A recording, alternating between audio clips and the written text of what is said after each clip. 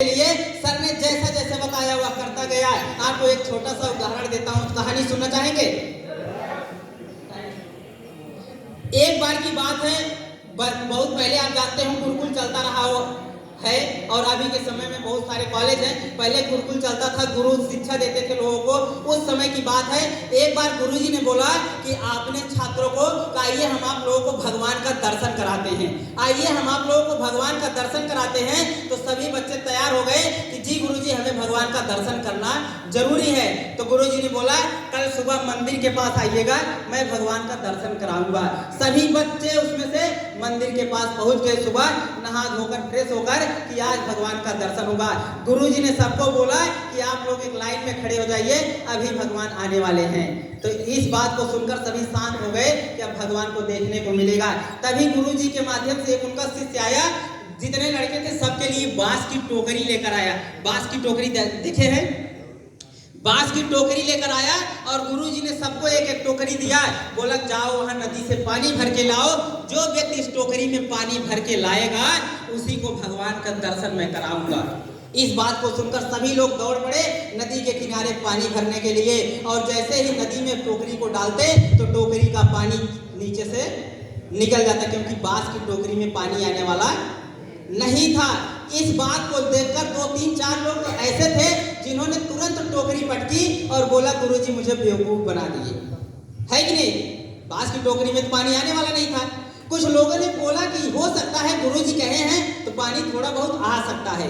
कुछ लोग बड़ी जल्दी से अपने हुनर का इस्तेमाल किए, थोड़ा ताकत दिखाए और पानी जल्दी से भरे, तेज से दौड़कर मंदिर का पास पहुंचने की कोशिश किए, लेकिन पानी मंदिर तक पहुंच पाया नहीं। फिर वो लोग भी गुरुजी को गलत बोल दिए कि गुरुजी ने हमें बेवकूफ बनाया और भगवान के दर्शन करा सकते नहीं, क्योंकि भगवान इस दुनिया में है नहीं।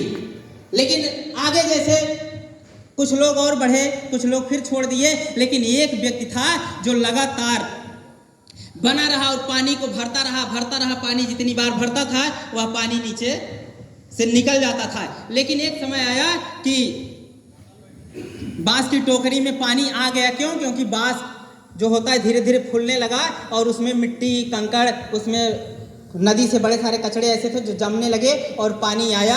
और गुरुजी के पास आकर बोला कि गुरुजी मैं पानी लाया। गुरुजी ने बोला बेटा भगवान के दर्शन यही हैं, तुम भगवान के दर्शन कर लियो, क्योंकि विश्वास में ही भगवान होते हैं। जिसके पास विश्वास है उसके पास भगवान है। यस या नो?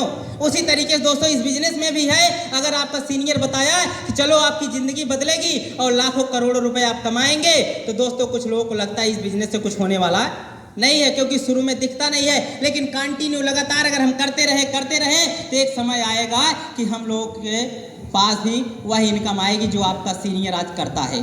तो सभी लोग तैयार हैं?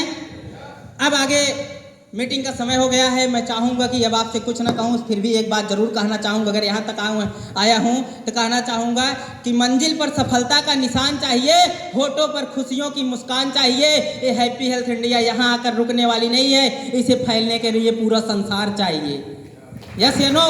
तो दोस्तों इसी के साथ मैं अपनी बाड़ी को वाइंड अप करूँगा। Finally best of luck. Thank you. Thank you so much. Neeraj sir के लिए जोरदार तालियां हो जाए।